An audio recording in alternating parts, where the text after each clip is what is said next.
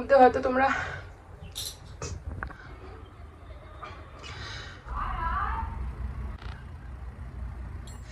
বন্ধুরা, তোমাদেরকে আজকে আমি একটা না কাঁদলে আর কেউ ভিডিওই দেখছে না, তাই না? তবে আমাদের দিদির কান্না দেখে অনেকজন ইমোশনাল হয়ে গেছে। একজন কমেন্ট করেছে, দর্শক টানার জন্য বেশ ভালোই গল্প দিলে। তারপর আরো একজন কমেন্ট করেছে, তোমার ড্রেসিং স্টাইল, সাজগোজ, পার্সোনালিটি পুরো ছাত্রীদের মতো কেন? আমার লুক ডাজ নট ম্যাটার, তাই না? আমি এরকম করে ঘুরে বেড়াই, আমাকে খুব সুন্দর দেখায়। আরো একজন কমেন্ট করেছে, এই মেয়েটা নাটক ছাড়া কিছুই জানে না, যত সব, শুধু নাটক করে না ঢঙও করে। না, ঢং করছি না। আরে গুরু, সবকিছু ঠিকঠাক আছে তো? মানুষ কমেন্ট করে দেয়, মানে মাথায় আসে তাদের যা কল্পনা সেটা তারা কমেন্টে লিখে দেয়। আমরা রোস্টিং করি, আমাদের উল্টো পাল্টা কথা শোনা উচিত। বৌদিগুলো খুলে খুলে দিয়ে দেখায় ওদের উল্টো পাল্টা কথা শোনা উচিত। কিন্তু তুমি তো সকালবেলা ঘুম থেকে উঠে রান্না করছি, চান করছি, খাচ্ছি, এইসব করো, তোমারও উল্টো পাল্টা কথা শুনতে হয়। এবার দেখো ভাই, হ্যাঁ আমরা জানি আমরা অন্যজনের মুখ দেখিয়ে ভিউ আনি, আর প্রীতিদি ভিউ আনতে গেলে বসে বসে কাঁদে।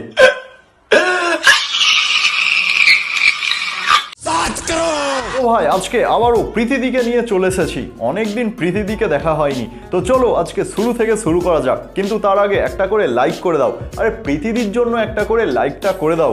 আজকে লজিক ম্যাজিকটা পুরোপুরি ভাবেই দেখাবো, তো চলো আজকে শুরু থেকে শুরু করা যাক। সতীর কাছে বাধা সারা, গোপালে তার বসুন্ধরা। মহাদেবের প্রতি কত ভক্তি, তাই না? তোমরাও এটাই ভাবছো এই ভক্তি শুধুমাত্র রিলস বানানোর জন্য। এই রিলসে মহাদেবের প্রতি ভক্তি হয়ে গেলেই আবার পরের রিলসে তো শরীরে কিসের রক্ত বইছে, মানুষের নাকি গিরগিটির? মহাদেবের প্রতি ভক্তি সব কোথায় গেল? এরা ভিউজের জন্য ভগবানকেও ছাড়ে না। যখনই দেখেছে মহাদেবের গান ট্রেন্ডিং এসেছে, অমনি মহাদেবের প্রতি কি ভক্তি, তারপরেই আবার না গিন গিন গিন গিন করছে। तुम्हें शर्म है कुछ? কোনো মন্দিরে গিয়ে দেখেছো যারা মহাদেবের ভক্ত হয় এরকম ড্রেস পরে, কপালে তিলক কেটে, হাতে ত্রিশূল ধরে, তারা মহাদেবের ভক্তি ছাড়া আবার না গিন গিন গিন ডানে ডান্স করছে? কিন্তু এ করে, তাহলে এরা কিসের জন্য করে? শুধুমাত্র ভিউজের জন্য মহাদেবের প্রতি এত ভক্তি দেখায়। अच्छा, এবার তোমাদের আমি একটা লজিক ম্যাজিক বোঝাচ্ছি। এই ভিডিওর থাম্বনেলটা দেখো, কাঁদছে, আর ভিডিওর টপিক হলো যে ঠাকুর বিসর্জন হয়ে গেছে বলে তাই হাউ মাউ করে কাঁদছে। কিন্তু পুরো ভিডিওটাতে একবারও কোথাও কাঁদেনি। এর মনের মধ্যে ভক্তি শ্রদ্ধা কিছুই নেই, কিন্তু ভিডিওতে ভিউ আসবে বলে, টাকা কামাবে বলে এক্সট্রা করে হাউ মাউ করে কেঁদে সেটাকে ফটো তুলে থাম্বনেলে দিচ্ছে, যাতে মানুষজন এবার দেখে যে ঠাকুর বিসর্জন হয়ে গেছে বলে হাউ মাউ করে কাঁদছে। মানে বুঝতে পারছো, এরা ভিউজের জন্য ভগবানকেও ছাড়ে না।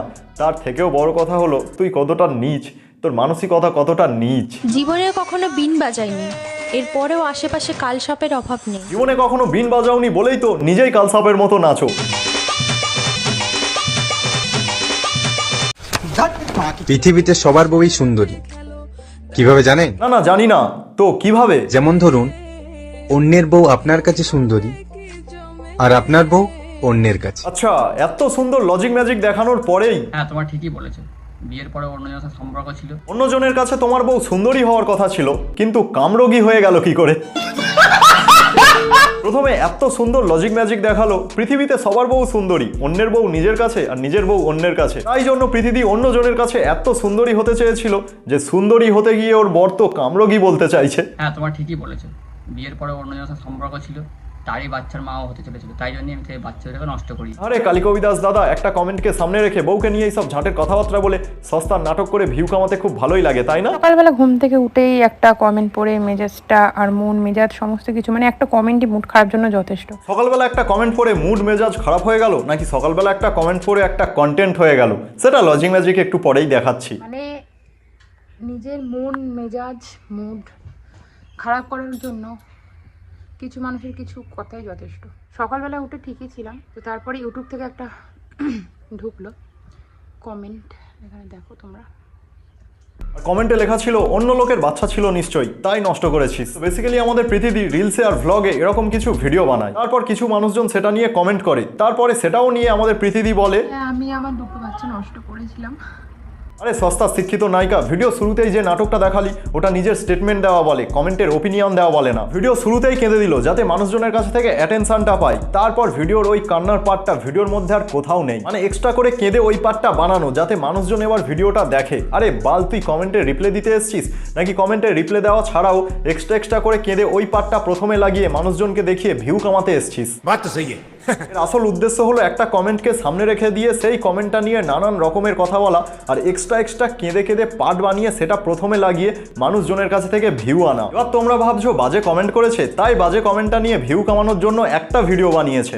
তাহলে এবার লজিক ম্যাজিকটা দেখো। মূর্খ বলে কি আমি পড়াশোনা করতে পারবো না, মিডিয়াম স্কুলে পড়াশোনা করতে পারবো না। এই ভিডিও শুরুতে প্রথমে যেটা দেখলে বাচ্চা মেয়েটাকে জোর করে কাঁদিয়ে যে পার্টটা দেখালো ওই পার্টটা ভিডিওর মধ্যে কোথাও নেই, মানে ওই পার্টটাও এক্সট্রা করে বানানো। বাচ্চা মেয়েটাকে কাঁদিয়ে ওই পার্টটা প্রথমে দিলে মানুষজন ভালোভাবেই দেখবে যে একটা বাজে কমেন্ট নিয়ে বাচ্চা মেয়েটা কিভাবে কাঁদছে। কিন্তু লজিক ম্যাজিকটা বোঝার বিষয় হলো, আরে মূর্খ, একটা কমেন্ট পড়ে একটা বাচ্চা মেয়ে কোনো দিন কাঁদবে না, কারণ সেই বাচ্চা মেয়েটার এখনো সেন্সটুকু মাথায় আসেনি। কথাটাও বলেছো যে ওকে ইংলিশ মিডিয়াম স্কুলে ভর্তি করে কি লাভ, মা বাবা মূর্খ, বিশেষ করে মা মূর্খ। কেউ একজন কমেন্ট করেছে বাবা মা মূর্খ, মেয়েকে ইংলিশ মিডিয়ামে ভর্তি করিয়ে কি হবে।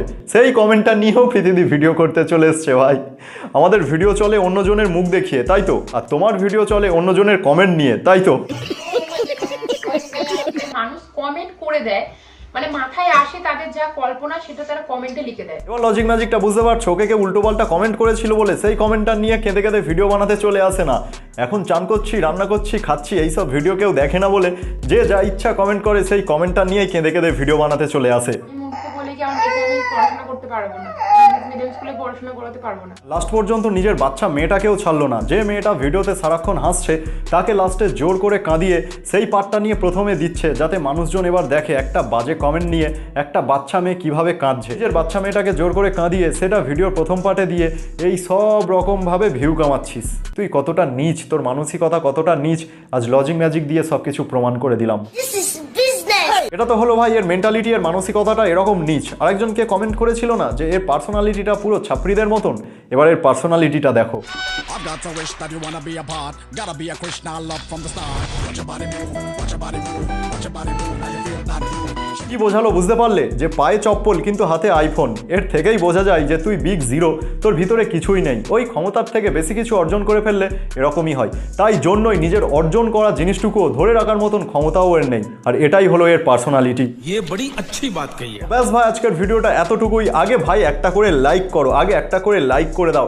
এত সুন্দর লজিক ম্যাজিক দেখানোর জন্য একটা করে লাইকটা করে দাও। আরে প্রীতিদি, তুমিও একটা করে লাইক করে দাও। ভিডিওতে যদি কিছু ভুল বলে থাকি তাহলে সেটা কমেন্টে বলো, আর আমার লজিক ম্যাজিক কোনোদিন ভুল হবে না। তাই সবাই একটা করে কমেন্ট করো, আর ভিডিওটা দেখে মজা লেগে থাকলে তাহলে বন্ধু বান্ধবী XYZ সবাইকে শেয়ার করে দাও। আর চ্যানেলে নতুন হলে, আগে আমার সেকেন্ড চ্যানেল যেখানে আমি মিম টিম দেখি আর একটু হাসি মজা ঠাট্টা করি, তো ওই চ্যানেলটাকে গিয়ে সাবস্ক্রাইব করো। আর সাবস্ক্রাইব করে পাশের ঘন্টাটাতে মেরে অল করে দাও। আর এই চ্যানেলটাকেও সবাই সাবস্ক্রাইব করো, সবাই সাবস্ক্রাইবটা করো। 50,000টা তো করতেই হবে। তাড়াতাড়ি সাবস্ক্রাইব করে পাশের ঘন্টাটাতে মেরে অল করে দাও। আর আমাকে আরও সোশ্যাল মিডিয়াতে ফলো করে নাও, ফেসবুকে অরুণ সর্দার, ইনস্টাগ্রামে গলির গরু। তো ভাই দেখা হচ্ছে পরের ভিডিওতে। টাটা।